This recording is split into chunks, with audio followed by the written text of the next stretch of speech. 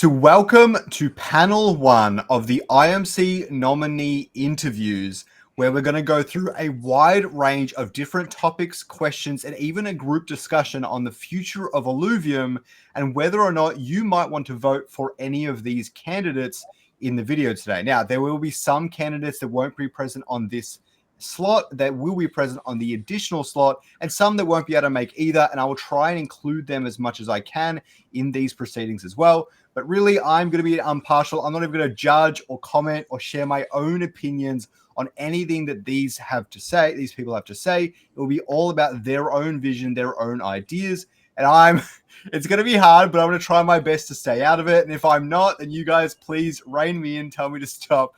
You know what I can be like. But I am not running for council this Epoch, so I thought it would be a good opportunity for me to try and help present you guys in a really good light to all the people who might be putting forward their staked ILV as votes for this upcoming election. Now, who am I? My name's Scorrox. I've been making content on Illuvium for a long time. Why it's important is I've actually served on 4 epochs previously. And honestly, I'm really excited to see a new roster of IMC members shape the future of Illuvium. Myself, Annie, and Scrubs are no longer running for the council. So there's 3 additional people that have been on epochs for a very long time and won't be running again this time. So I'm really looking forward to seeing kind of what shapes up with this entire election cycle. Like I said before, I will aim to be unbiased and avoid including my personal opinions when talking to the nominees. However, my experience on the council has helped shape my questions for those running in the election. And that is why I have crafted this panel today. So the things that I think are important when it comes to the Illuvium Main Council are as follows. The ability to take initiative when necessary, I think, is quite critical. To be plugged into the Illuvium community as often as you possibly can. To be plugged into the broader crypto gaming, crypto and gaming industries. The strength to push back against labs, other council members, or the community when necessary. And the ability to work as a team between all council members, both the IMC and the ICC, to resolve conflicts and create strong collective strategic guidance for the DAO. Now, these are just my personal thoughts on what I think is important when it comes to the IMC. These nominees might have a different idea of that, and you in the community might have a different idea of that as well. But from my experience, this is what I think helps the most and hinders labs the least, or hinders the DAO as a whole the least as well. So the breakdown of how this is all going to go down today. Firstly, everything will be on a strict timer to ensure everyone gets to say what they need and gives a fair representation to each nominee on today's panel. Each person will have 1 minute to respond to each of the questions. I'll first get everyone to introduce themselves, then we will move on to 2 pre-planned questions I have shown to all of the candidates beforehand. Following this, I have an additional surprise question to see how well the candidates can think on their feet. After this, we will have a longer group discussion about a key Illuvium topic that is often on people's minds, or at least is on mine. So, to start us off, we'll start off with you, Philo. Who are you, and what is your personal top priority for the Epoch? Okay, so hey everyone. Thanks for doing these interviews, Coriox. I'm Philo, I'm 34, I'm Portuguese. I have a degree in electronics and telecommunication engineering, mostly been doing software development and trading. I'm the founder of Crypto Trading Flow. It's a platform for automated trading bots. I've been in crypto for nearly 10 years now. I bought my first Bitcoins around $300. Been a gamer all of my life. And yeah, I'm now here, be very passionate for Illuvium.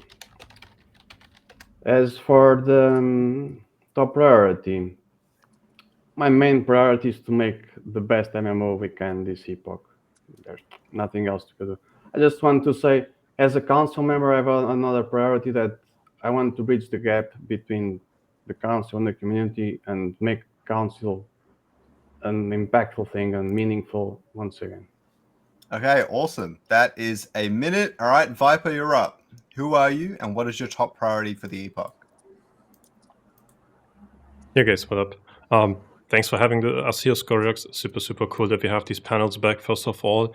And I think a lot of people in the Illuvium community know me, right? I'm a Viper, used to play a lot of Arena, used to have a lot of YouTube content and such, and used to be on Council Epoch previously, right? So I guess what's my top thing on this Epoch? I think the main thing we have to focus on is we have to deliver and build products that people actually use for entertainment, and we have to achieve like a sustainable rate of how to retain people, how many resources you want to invest, how to retain them, and then grow and eventually have products that will lead to revenue and such, right? So that's the main priority on a very high level. More to myself as a person, just background non-time in Illuvium, right? I don't know, my hobby is pretty much just like animes and gacha games nowadays. A gamer my whole life, and I've turned gaming into a successful career. I've most notably been winning a lot of stuff in esports, mainly Hearthstone esports, earned about $300,000 in prize money there. And I've been working in various other fields in the gaming industry, like freelancing from helping and consulting on game design, on esport system designs, coaching, casting events, doing a bunch of deals with marketing and sponsorship, such, and creating a lot of content. So that's kind of my last 10 years. All right. And Nasty, what is your top priority for the Epoch, and who are you? Hello, Scoriox. Hello, everyone. I'm Nasty. I've been following the project since 2021. I'm playing video games as a hobby and at some point semi-professionally for about 25 years and hopefully for another 25 in the future. I've played possibly every mainstream title for the past 20 years, and most notably, and like a career highlight, I can say World of Warcraft. I was in top 5 guilds for the first 3 expansions of the game, and in League of Legends, I was playing semi-professionally for European teams, also part-time coaching, and boosting accounts, which is not so legal, but it's a good part of my time playing the game. As a top priority for Illuvium, pretty much, I guess, what we are all gonna try to do, get the games or game, depending on what we have released, to mainstream, reach the point where the project is self-sustainable, get as much viewers as possible, as much players as possible, and as much traction as possible. Perfect. Sounds good. All right, Patat, you're up. Who are you, Yeah. and what is your top priority? Thank you, Scorex. Hey guys, I'm Patat. I've been an investor and competitive player in Illuvium for over 3 years now, and during this time, I've had the pleasure to lead the most active and competitive community around Illuvium. I love that Illuvium is a DAO. Whether I was on council or not, I've always been active in the governance discussions, and I wrote multiple proposals to push for a change when the community sentiment was not aligned with what was happening. To me, the top priority this epoch is definitely to bring in revenue and start the demand side of the ecosystem. To me, we'll achieve that by first getting Gauntlet finished and in a good state that can be marketed. Developing multiple games at once turned out to be quite difficult. Add on this some pivots around, and here we are. We're what now, I think, 10 months after the said launch of Illuvium, and we still don't have any game ready, no utility for assets, and just no demand side in the ecosystem. The team pivoted recently, and now they're focusing on finishing the first game, which is Gauntlet, and I think that's definitely the right move, especially with the reduced workforce. Now, the next step will be to cut corners with Gauntlet and pivot to MMO Lite too fast, in my opinion. Being on the IMC, I'll ensure that we fully give our first shot to Gauntlet and prioritize Leviathan to create demand and revenue as soon as it makes sense to do so. All right, so I'm gonna have to cut you off there. Jaganite, who are you, and what are your top priorities for the Epoch? Hi, thank you, Scoriox, for having us. Hi, guys, it's Juggernaut. I'm probably one of the most active members of the community. I serve as the ICC and currently in the IMC. My top priority for next epoch, if I get elected, is to restore trust by delivering a few things, such as removing emergency proposals, get more transparency from the council, deliver outstanding stuff from the current epoch. And I will also try again to get the council term limit to pass so we can see new people in the council like you guys. That's all from me. Easy as. All right, Paz, you missed some of the intro there, but the first question I have for you guys is who are you and what are your top priorities for the Epoch? We cannot hear you. Just double check all your settings really quickly. All right, 1, 2, Yeah, 3. you're good. Does that work? You're good. Let's go. All right. Thanks for having me. So yeah, my name is Paz. A lot of hats in Illuvium. I've been in Illuvium for 3 years, and I started out as creator and as a streamer. So I have been one of the most consistent content creators, I think, next to Scoriox right here over the years, never really stopping, always pushing. And yeah, now it's a little bit of a down phase right now, but we're getting heated up, and so is the content. Next to that, I have founded and led one of the main Illuvium guilds, Phantom, and with that also comes tournament organization. With the Phantom team, we have done 20, 30 different competitive tournaments. And next to that, I've been in the last 2 Illuvium Community Council epochs on the ICC. And then lastly, I've also been working on a Web3 game over the last year. And that I hope I have more news very soon. The licenses and all the contracts are getting finalized. But I've been working closely with the Web3 game. So from design to developing it with all the Epic Games Store stuff and all the compliances that you have to do with the blockchain games. So yeah, a lot of experience, hand-on experience from there too. Great. All right. So let's jump into the first question. Now, I don't know if you guys like these questions or not, but I take great pride in them a bit. I thought they would be really good to provide insight on how you guys might actually navigate the next 9 months during the next epoch of the Illuvium Council. So the first one I have for you is, what other crypto game has elements that Illuvium could incorporate into its own ecosystem, and how might you implement them? So we're going to go back to front this time, although Paz, I'll just let him catch his breath because he's going to catch up a little bit. So we'll start off with Jag, then we'll go Paz, then we'll keep going. So Jag, what other crypto game has elements that you could incorporate into Illuvium, and how would you implement it? So I have been playing a lot of crypto game for the past years, and basically the only thing that I really like for Illuvium to have is the off-the-grid in-game cosmetic store. So I've been playing the game and trade some of the skins, and it just worked perfectly, even though they are NFTs. So to do that, I would like to discuss it with the team, draft proposal and discuss it with the community. So hopefully we can ramp up our cosmetic revenue, because cosmetic can be the main driver of our Rathis.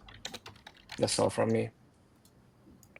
Sounds good. All right, Paz, same question for you. What other crypto game has elements we could incorporate, and how would you do so? I'm going to speedrun 2 real quick here because I have a very obvious one, which is mobile. We are already working on mobile, but I think this is the most important thing. And if you look at any other crypto games, the best performing are definitely the ones on mobile, because that's where our core audience lies. And with many games, with many players play Illuvium right now because we have so high quality AAA assets, a huge, huge way to onboard. And besides this obvious point, I looked up Mirandus, I think you say, and Star Atlas, which both incorporate player-driven. So what I mean by that is what we had planned before with Illuvium Zero and training gyms, we could, which cannot be realized right now, we could bring this into the overworld and actually have a more streamlined approach to renting out Illuvials and actually having people level up your Illuvials. This brings great value to the arena players who don't want to level up themselves, and also great value to the overworld players who can then just rent out their time and maybe finance their overworld runs with that. All right, Patat, you're up. Where have you drawn inspiration from, and how would you implement it into Illuvium? Yeah, for me, I got 2 points, and they have to do with rewards. First of all, I think big rewards. We've seen Parallel and Off the Grid. They've successfully brought in lots of players by putting out huge rewards and fostering healthy competitive scenes. For us here, once Gauntlet is ready and we start marketing, our in-game rewards will be our best marketing tool, and it will be what brings Web3 and Web2 people's attention. I know right now it's not the best time and we have to be careful to hand out money. It doesn't feel right. But once we have a good product ready and marketing campaign with TFT streamers start, it will definitely make sense to have big rewards, in my opinion. The other thing is, I like what we did with the fuel and raffle tickets in Arena, that it's not only like you have to be the best to earn rewards, but it's a little incentive. I think that type of reward systems could benefit from something that literally incentivize people to consistently connect and play on a daily basis. Something to inspire from is parallel with their reward for the first 5 wins of the day.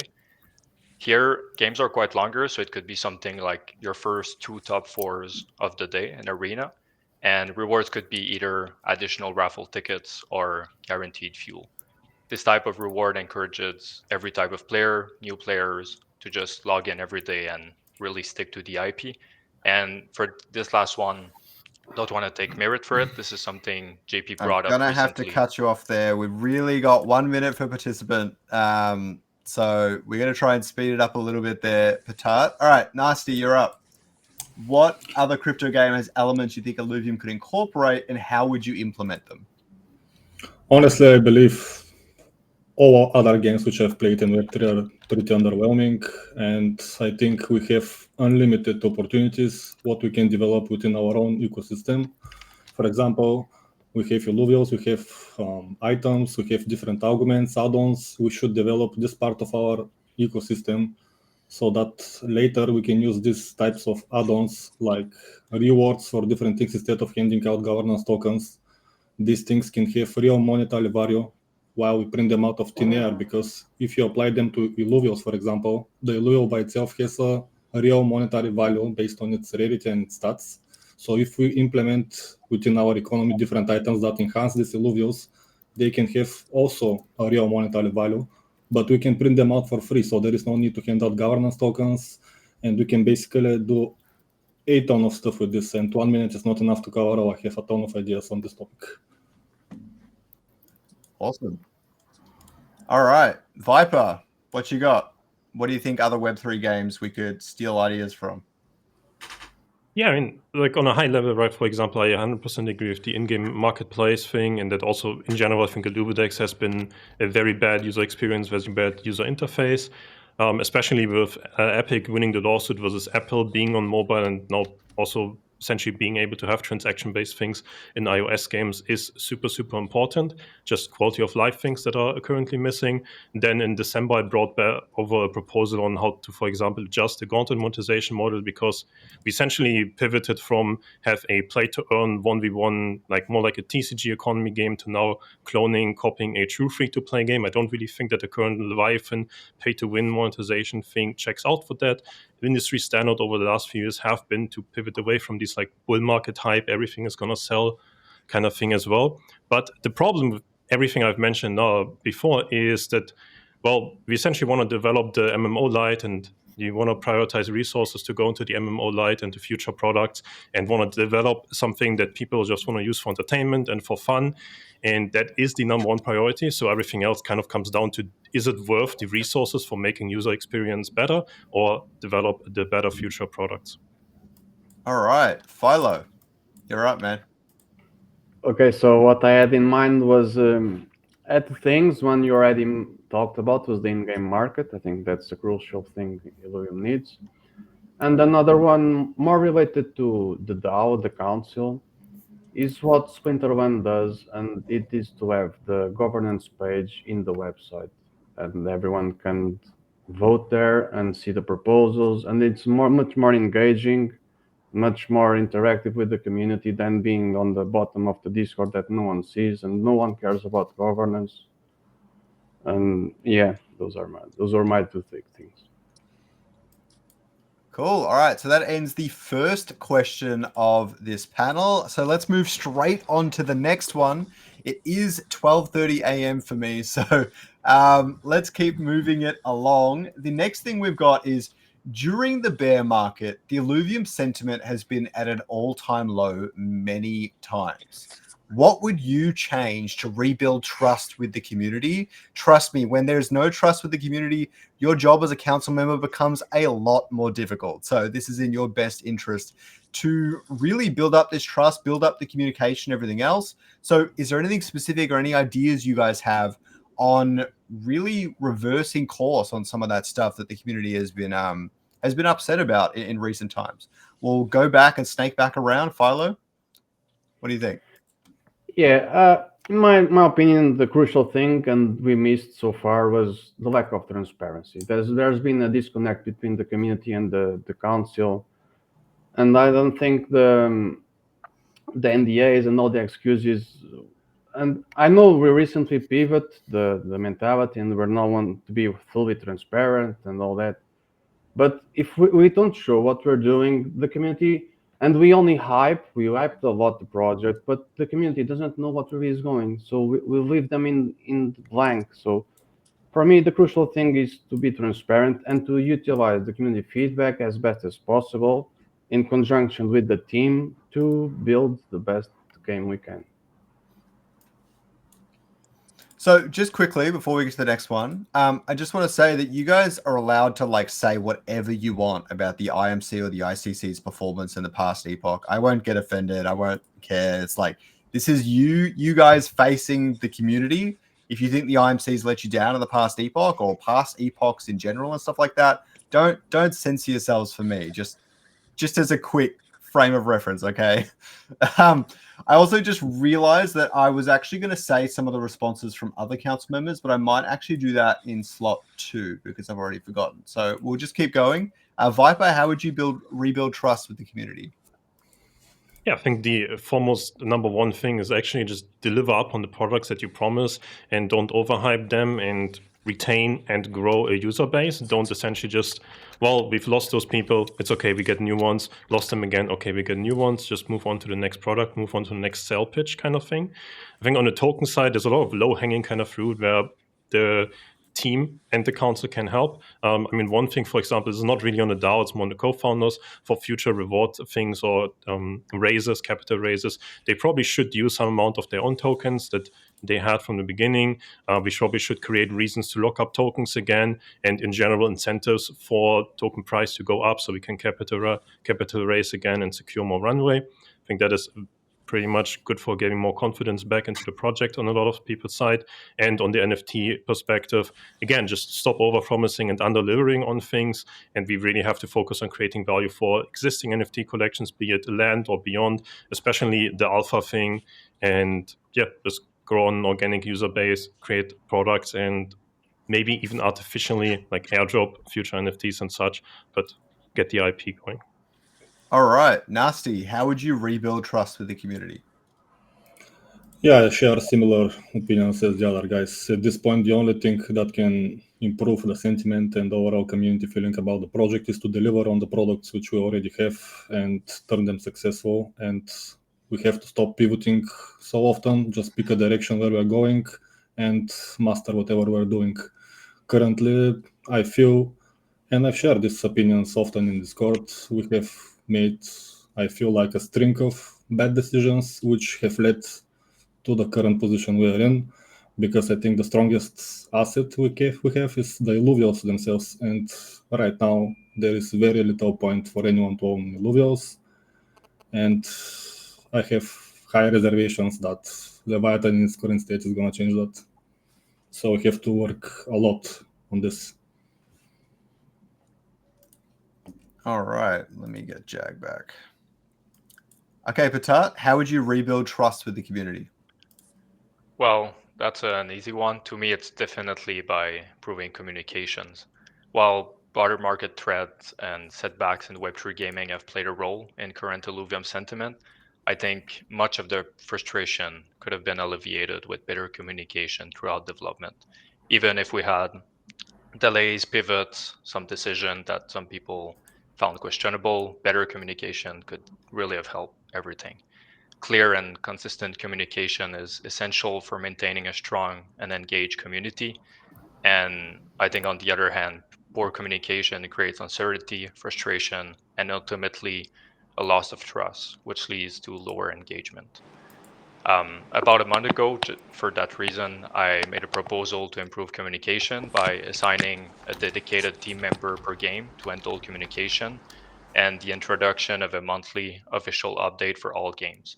We used to have the blog from Aaron, but that was not viable. Aaron cannot do it. So the proposal entailed like one person from each department makes an update for each game.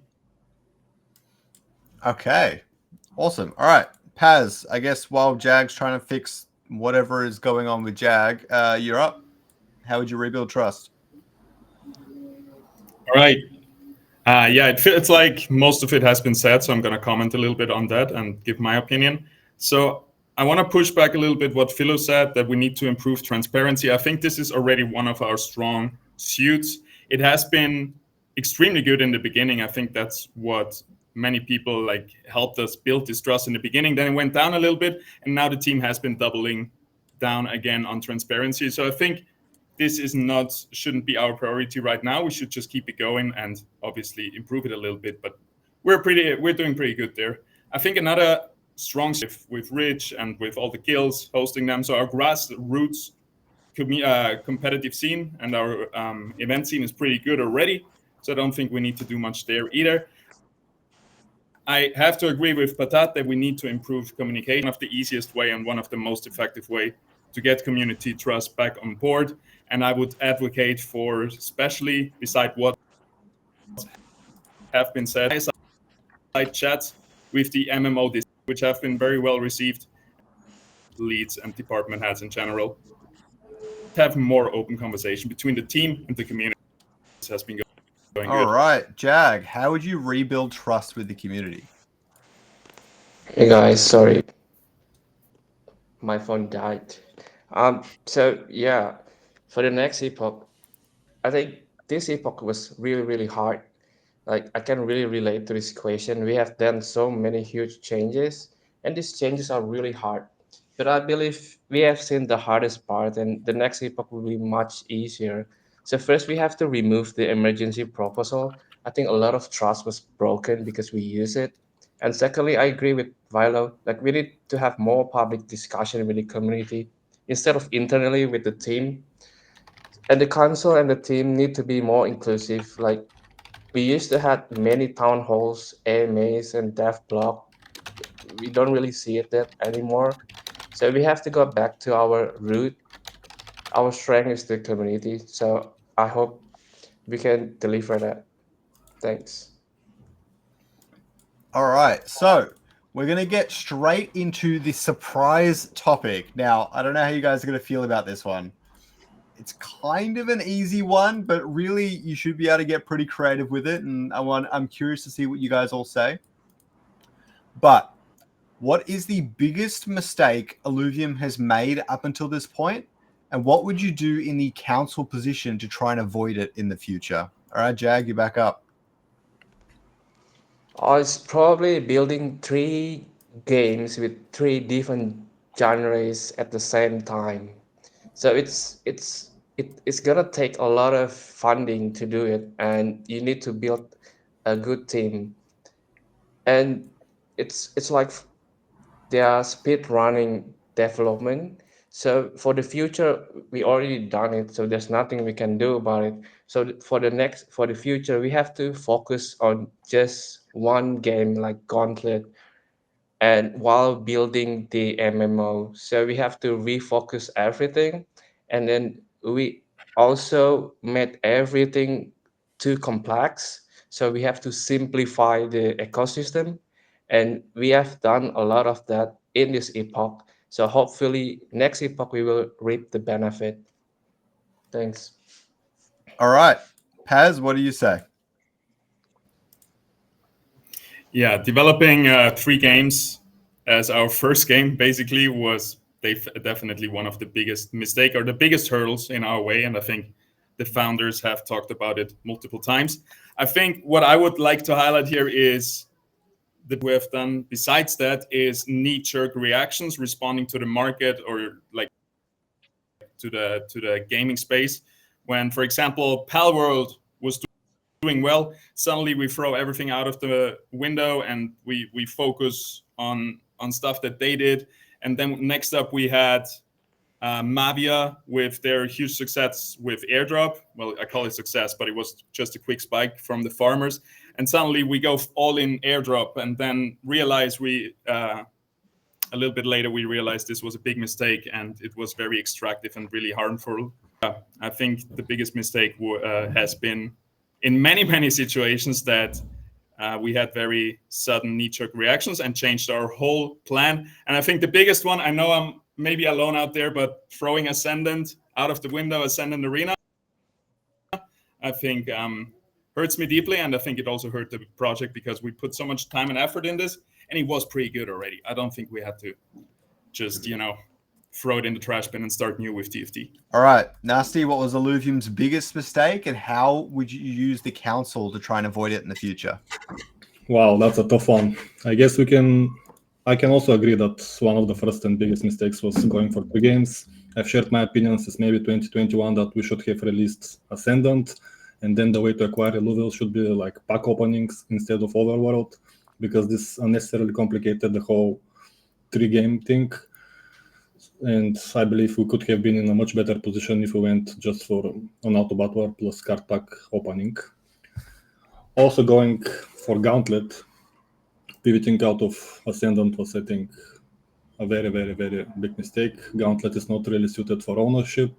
You have to own 200 Illuviums with good stats, then you have to level them up when you can just play the free version of the game for pretty much the same experience. We need to provide much more customization, much more options, and make Leviathan as different as possible from Ascendant. So going for all these changes and scraping Ascendant in advance way before it was given its fighting chance was a big mistake. Also, I believe going for an MMO right now currently is maybe not the best idea, but listening to the new game designers has given me hope in that area. Yeah. All right, Patat, what do you think about this? Well, following what Jack said, I think specifically the biggest mistake of all was to launch, well, for me it's not a launch, but to launch Illuvium about 10 months ago without any demand in the ecosystem. We have a whole ecosystem loop with 3 games, and the demand side is Leviathan with Illuvials. And I don't know why I had a feeling back then, and about, I think, 3 weeks before the said launch, I made a proposal to make sure that this does not happen. This passed community, obviously, but was refused at IMC level because Kieran said, well, yes, obviously it's the plan. And so it was cancelled. But then the plan changed during those 3 weeks, and we didn't have any demand when Overworld started. So all assets, fuel, Illuvium 0, token price, everything went down from there until today. And every month we had the hope, well, it's coming next month. So I think that was definitely the biggest mistake. All right, Viper, what was Illuvium's biggest mistake, and how would you try and avoid it in the future? I think I have like a mix of a take that's been said before, because I think, okay, building 3 games at the same time, that's a really difficult thing. But I think the issue on that was rather extremely over-promising and overhyping what Overworld and what Illuvium 0 would be. If it's like, okay, bare bones mobile game and the whole economy thing, cool, whatever, you get your 5% rev this and that's it.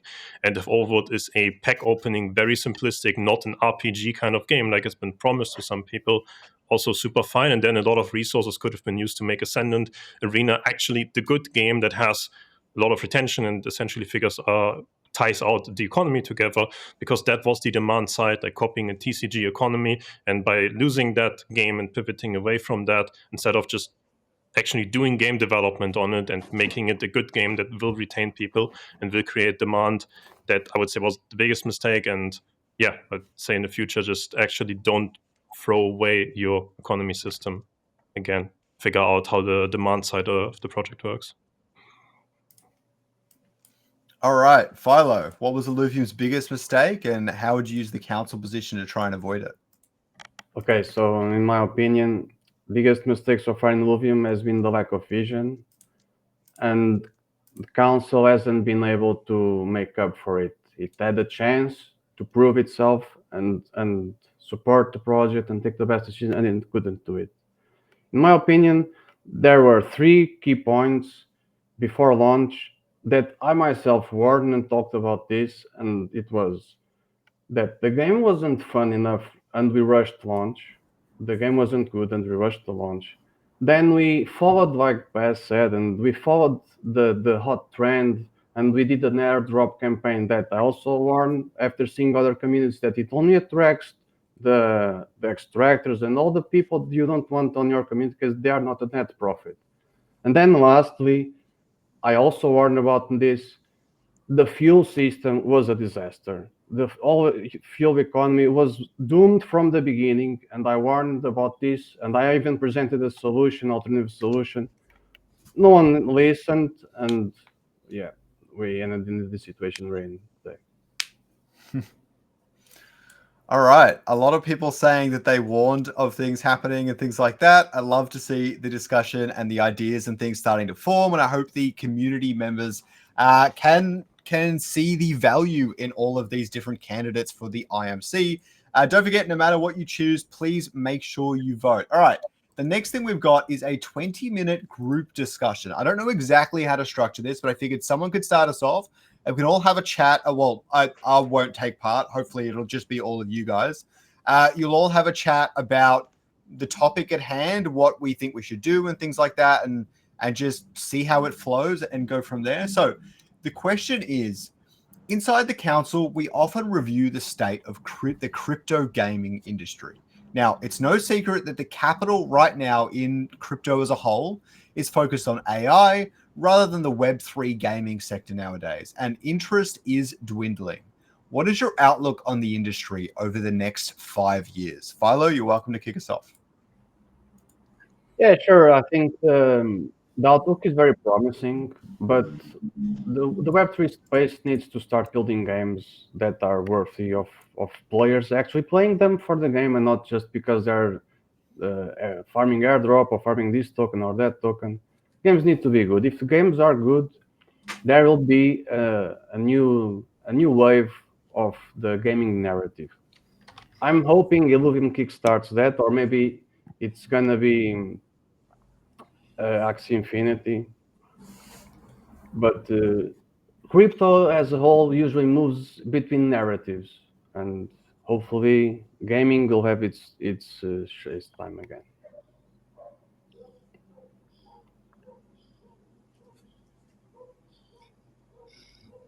I think everybody agrees with that take, right? Like the Web3 gaming market has essentially been using tokens and NFTs and hype the price up, hype promises up, raise more capital, and then just the product wasn't actually making a game. The product was for people to make money, which often include like insiders or founders or just early investors and whatnot, right?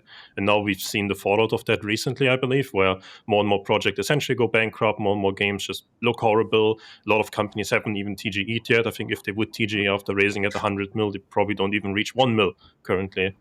And yeah, I mean, that everybody agrees with that, right? Like this was like really bubble-wise, really fucked, and people didn't actually deliver on making good products? Or is there different takes?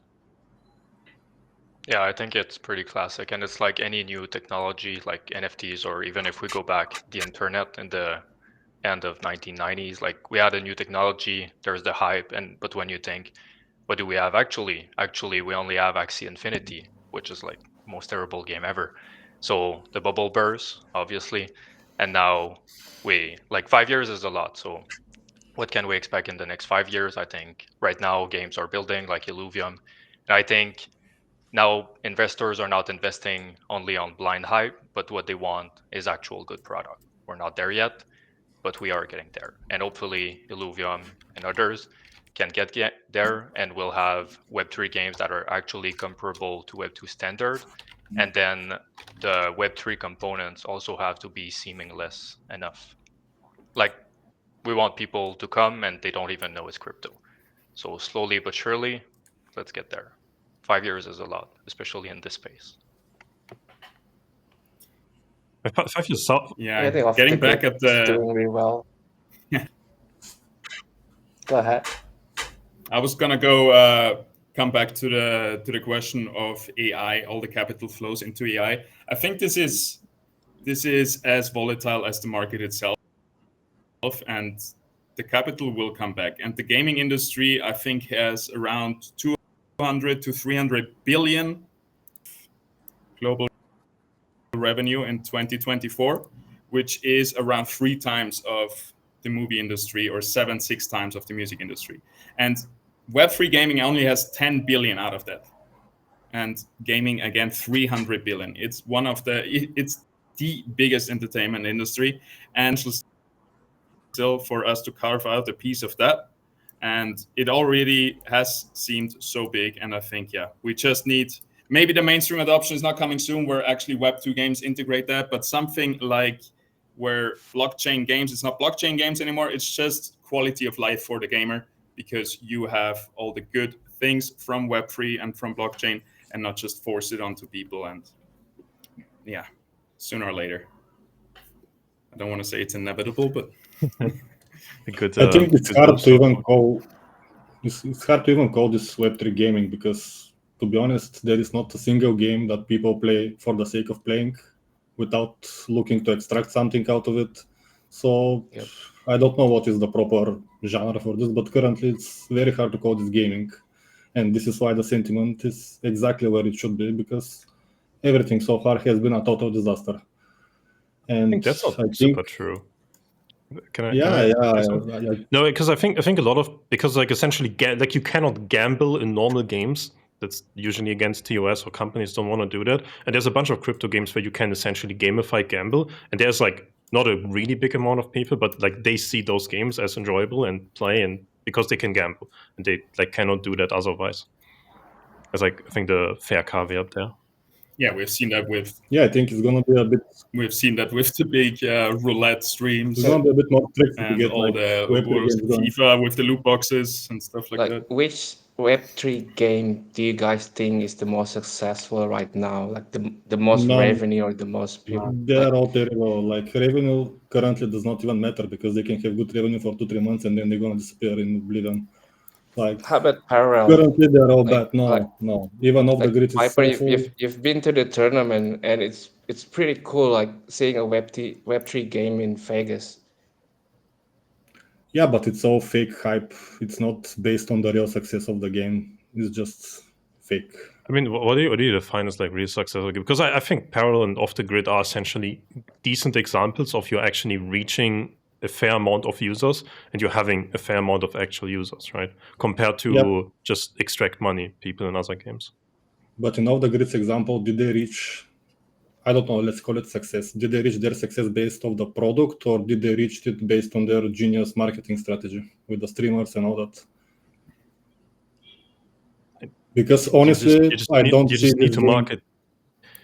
Yeah, but that's like the thing, right? Essentially, like if people think game is good, it doesn't really matter how they come to that conclusion. The same way it doesn't really matter if they think game sucks. Like you can have the best game ever, but if the community has been let down and just hates you or whatever, then I mean, you might as well have a shit game because they think so. The same way if you do good marketing and people just like the game and the product and the community, then like that's chill. Yeah, like but what people think matters. Yeah, but in this case, it's not what happened, because after the initial hype and the boom of the game, it just died off. And it barely has any players now. Yeah, I mean, that's like essentially to be expected of their marketing strategy.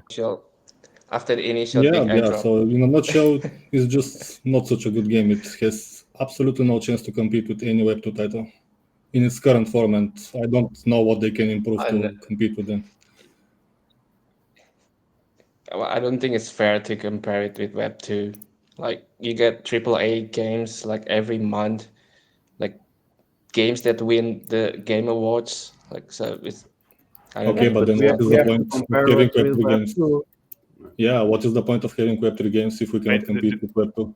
No, the comparison should be like indie level Web2 games, for example, or like the Web3 space and sector in general. Right? It's like on the 5-year outlook. Obviously, most of the games here are on like alpha, beta stages. Like you cannot compare that to like 10-year development, $1 billion investment game, right?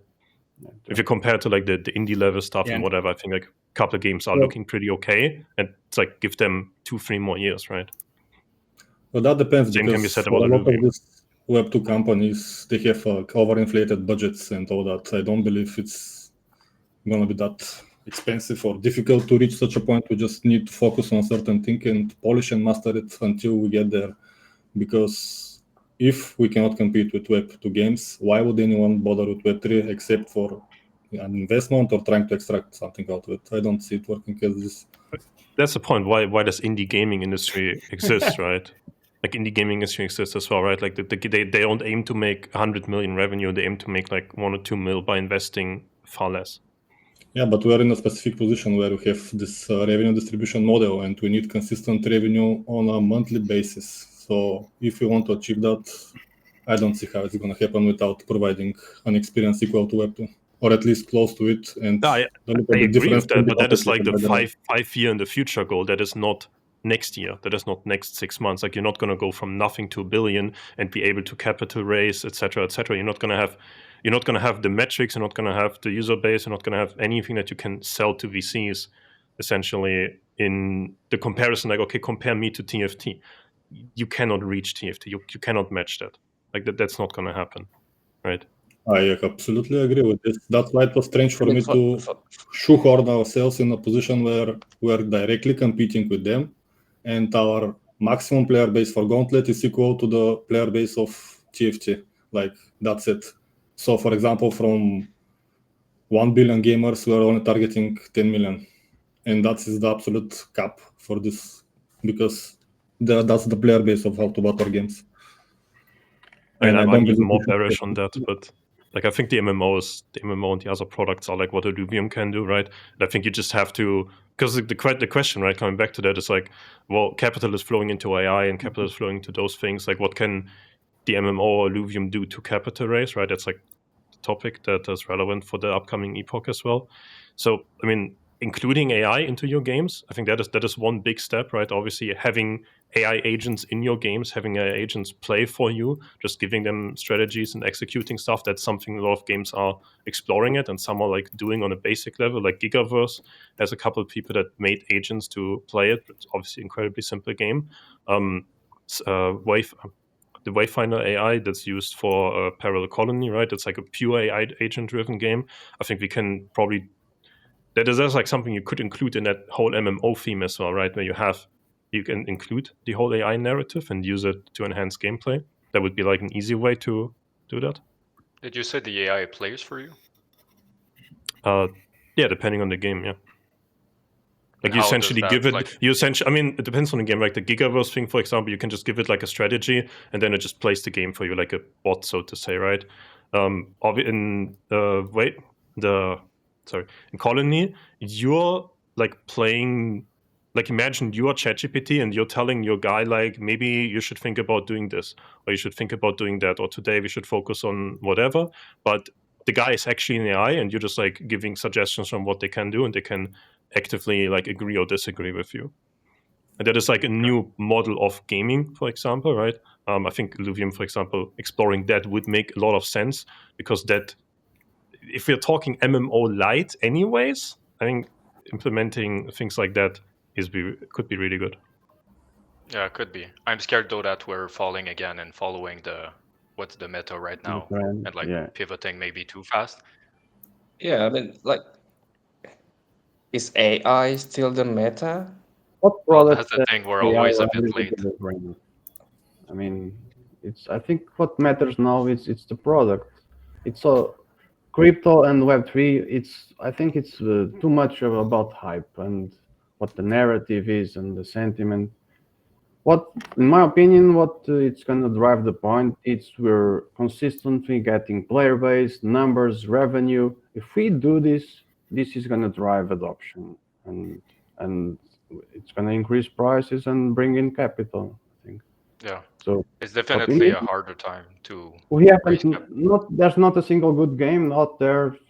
Why should the gaming narrative come? Mostly 99% of the games are ended or are a scam, or the gamers still don't view NFTs as a good thing. NFTs themselves. I wanted to comment on that as well. Shoot. Like you guys saying that we need to compete with Web2 and we're losing the competition. But Web2 is releasing every year. There's 15,000 games released on Steam. Like there is no way we can compete in any way. Like this is just about getting a slice for them, learning from them, copying games that have been successful, and improving more and more. The good thing is we're going to be able to catch up over the next few years. And in 5, 10, 15, 20 years, nobody will be able to tell the difference between a Web3 and a blockchain and a Web2 studio, because we're all going to be on the same level at one point. It's not like Web3 gaming is going to die, right? Again, I don't want to say it's inevitable, but we are in the baby shoes of Web3 gaming, and we are competing with one of the biggest industries in the world. So we're just going to give ourselves some time and just constantly and consistently improve, and then we're going to get there. Like, it's not even a question. There's many games, but what's the size of them, and how many MMOs are there? That there's not that many. Oh, there are many. There are many actually. There are many, but there's not many games. Like, you have the size of the scope of Illuvium. It's a big game. It's not, because to me, Illuvium is not the arena. It's the same, like, for example, TFT. We're modeling and copying very much from the TFT and taking inspiration from them. But in my opinion, the TFT has the player base it has because people love the League of Legends IP. That's why they play TFT, because they love the league. So if we want to come and for them, our players to play arena, we need to make them attached to the Illuvium IP. That's how I see it. But it's not that easy though, right? Because on the topic of, like, especially raising capital, like niching down, like we are in Web3 right now, and we're mostly reaching people who are in Web3 and in Web3 gaming. So you're not even reaching the TFT player. You're reaching like somebody that's just playing games because of Web3. So having users and metrics from that niche and starting from there, and then you can iterate, you can capital raise, you can build a better product. I think that's the goal. The goal is not get the TFT guys over here. The goal is like, well, show the people in Web3 that this game is better than the other shit that exists in Web3. We are going to get the TFT guys sooner or later, though, right? That's going to be our target once we start marketing for real. Highly questionable. I don't know. So let's assume we're going to have the top of the bull market in 3 months, and we are aiming to raise 10 millions. Which game do you want to sell? Like the Gauntlet or the Can we MMO have a Lite? third option, which should have been...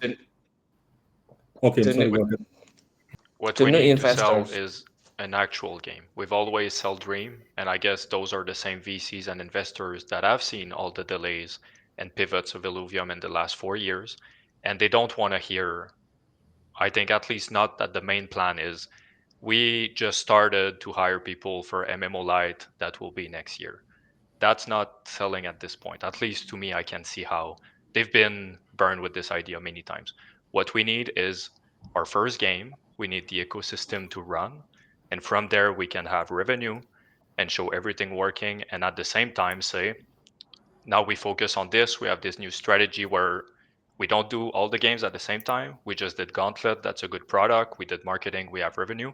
And now we're onto the MMO Lite. And here's our plan. I think that is selling. Because like you say, Jack, it's soon that we need to raise. And there's a timing with the market and everything. We can't sell Dreams anymore. Yeah, but what do you do if Gauntlet doesn't produce revenue, doesn't produce those metrics? I think that's why we have the MMO like a backup plan. I don't think it's about producing revenue, onboarding people. And that's also what the VCs want to see. We want to have a healthy player base. And then everything is going to get easier. Problem right now, this is a problem for queue times. We don't have enough testers. Different things in Illuvium are going wrong because we don't have the people to actually support everything that we're doing. Yeah, but you're not going to have that within the next few months. Even if we That's don't like get revenue impossible. from Like to have low queue times, to have high level matchmaking and such, you need 10,000 plus monthly active users, probably more because it's an 8-player game even. Like I think that is like the unrealistic goal. I think you probably do have to sell the idea of this MMO Lite thing is gonna work out, because I don't think the metrics are gonna look good enough in the near future. I agree with Viper. I don't believe we have enough time to have like the game is pretty fun right now. And also the metrics can be, skewed with bots. Like all the, the browser games have like hundreds of thousands of players. Like, do the VCs really buy into that anymore? Some do. So, They're some looking for VCs are something still else. pretty stupid. I know some friends talking to them, and an example, a friend that I met in Vegas gave me when he was talking to VC guy, and he was telling the VC guy was telling him this game has great metrics, and he said, okay, I log in, I play for 30 minutes, and this game supposedly has 50,000 players, and after 30 minutes he is ranked 200 on the leaderboard. The next week they meet again, and he's ranked 500, and the game supposedly has like 50k plus players. But playing 30 minutes was like top 200. So some VCs are still that stupid, sadly. But it is getting less and less for sure. So let's say But the good thing, if we get a few more players, we can't get, and then if somebody plays the game and actually goes in, they see a fun game. Because we're kind of there. I think everybody can agree with the latest patch. It's the best patch yet. And if we get like 2-3 more patches, the game you're actually gonna enjoy your time, which is a great thing. So if we have the player numbers and people actually check out the game, it's just gonna have a compounding effect. But for them to like, what do you guys think if we do a public race instead of VC race? if it gets the job done. I mean, you should probably do allow community members who maybe are feeling not great about the product to like double down essentially on a lower entry. That is a good thing. I think on the raise topic in general, probably co-founder tokens should be used to some extent for raising money. I think that would be on the whole like really building trust thing again, pretty important. I just mainly worry on this thing. I just don't buy that Gauntlet is going to give you the metrics to do that. I think you have to sell the AI the maximum player base MMO of narrative. Gauntlet is equal to that of TFT. So in order for our player base to grow, we need to acquire some of the TFT player base. And this is the main problem we have, because to acquire them, our game needs to be on par with TFT. And the problem there also is that all the players are emotionally attached to the IP. Most of them are probably ex-League of Legends players who don't have enough time to spend on the game. So it's going to be extremely hard to pull them up to Gauntlet. Hopefully we can do it, but we're going to need a lot of more things. That's why I was quite surprised the IIP for the album collection was declined, which was, I believe, very, very important in order to kickstart our whole ecosystem. Because right now, the only reason for people to buy Illuvios is to play Leviathan, and I don't believe it's a big enough pool for them to start this. I wonder why you guys are so pessimistic for Gauntlet though, because to me, I will use a buzzword, it's inevitable. Like the game is still not done, so it's not like we tested it and we can say it doesn't work. I mean, we're like 1-2 months out for the game to be somewhat done, and let's say just like half good as TFT. It's a copy of TFT, a little different, not as polished as TFT, and then we do marketing with all the best streamers of TFT, and people, they see those players and then they come try, because like let's say I'm playing TFT, yes, for sure lots of them are sold to the IP and everything, but now there's this similar game that's basically TFT, but I can now earn a bit of money, and then I come to try, and my streamers that I like to follow, they're trying it, they're showcasing it, and then there's the snowball effect. We don't need half their player base, like you have just 1%, and then we start up Leviathan and stuff, and to me it works. Like I can inevitable, like Baz says, and we haven't tried yet, so I can't understand how people are thinking like there is no way, and let's pivot MMO Lite already in 2 years, another dream. Yeah, that's right. Marketing to the TFT audience. And I think a lot of people can just hop onto this game because they love the idea of being early, of being actually 2-3 ranks better than in TFT because there's less players. And I think it's not going to be as hard as people make it out to be, because the game is already pretty good. Give it 2-3 more patches, I think, and the big marketing incentives, we're going to get a few thousand players, which is all we need. Yeah, I think I sound pessimistic on some ends, maybe because I'm more clued in just like in general what Web3 gaming and market and user numbers look like right now, even for games that are incentivizing play a lot. That's why I think it's just a tough, like I'm not saying it's impossible, I just think it's a tough ask, and I think the game is still far away from TFT as well. Yeah, the game is it's not TFT like, but it's not being pessimistic to me. It's just I don't see the auto battle genre as being what pushes this to mass adoption. it's a good game. It's much better than it was, but I don't see it the Lotto Battle as the game that pushes Illuvium and makes it mainstream. If you want to go mainstream, in my opinion, we have to push for the MMO. That's my opinion. All right. If you want to make it mainstream, you push for Fortnite. All right. So that was some really good discussion. It was really cool hearing all that there. It took a lot of self-control for me to not put in my own 2 cents throughout all of that, but I am proud of myself, not going to lie. All right. So the last thing we will do is have one last minute each, where each candidate will now get to say any final thoughts and tell people where they can learn more about them, plug Twitter handles or whatever else you might want to do. I don't care. Last minute, say kind of like your last piece before we wrap up this panel. Paz, start us off. Yeah, it's Illumination on YouTube, Twitter, Discord, Twitch, like always Illumination, same handle everywhere. Feel free to check out my YouTube channel. That's where I usually make guides and news about Illuvium and different types of content. It's definitely my main channel. If you want to stay up to date with me and the tournaments that we're hosting and all of that, Twitter is the place for that. Thank you very much, and see you there. All right, Viper? Yeah, if you want to find more stuff about myself or see, I don't know, I guess content and such that I do recently, I think Viper_9337 is just the hashtag of the Azuki that I use as PFP. You can find me there on like any platform. I think as closing thoughts on the whole election and council topic, right? It's like I like the quote, show me the incentives and show you the outcome. I'm personally invested in Illuvium on pretty much any product that they have delivered so far. I stand to benefit a lot from just Illuvium doing well on that end. I stand to benefit a lot because I'm doing everything in gaming, from like consulting to casting to esports stuff and so on. So I've super incentivized for Illuvium to do well, and I essentially have also a lot to lose because I'm mostly monetize my merit, reputation, and knowledge that I can put forward. So definitely my incentive is just aligned for doing a good job for Illuvium, basically. All right, Patat?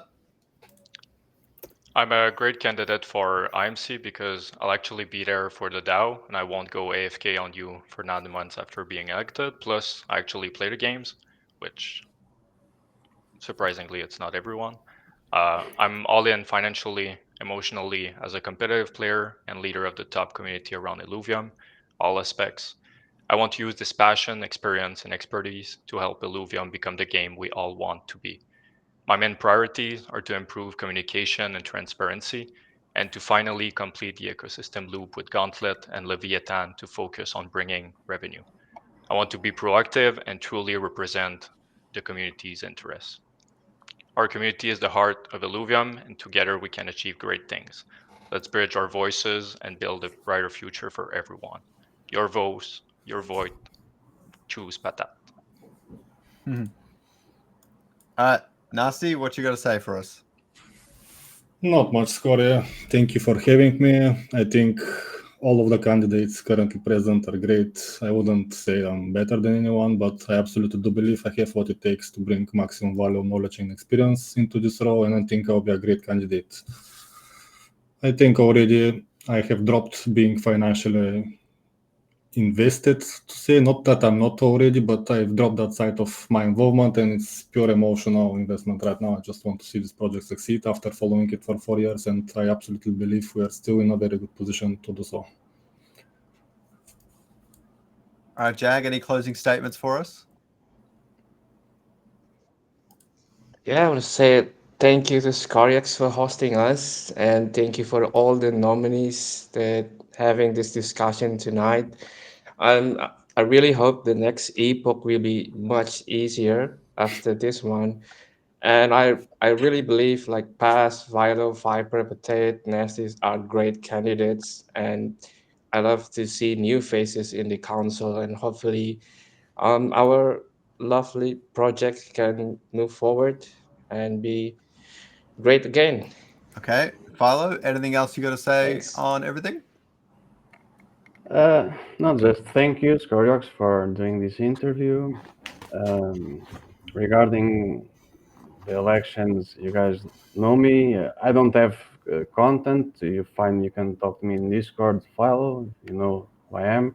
I'm one of the most active members of the community. I've been here from almost since the beginning. I've contributed with a lot of IPs, ICCPs. I've been part of the 2 GFPs that were approved. I've made like a game pitch for Beyond. I made MMO Vision. I've put all my soul into the project. I'm very passionate about Illuvium and the IP, and I will be gladly contribute to the project as much as I can. Thank you.